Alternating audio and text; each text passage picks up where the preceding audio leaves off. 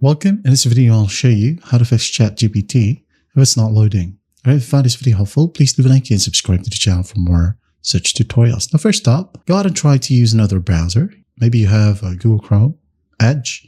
Maybe try to at least use a Brave browser. So if other browser works, well, just continue working using the new browser. If ChatGPT still doesn't work on the other browser, well, go ahead over to your main browser and tap on the three dots. Click on Settings. You may have to do this to all of your browsers. Okay.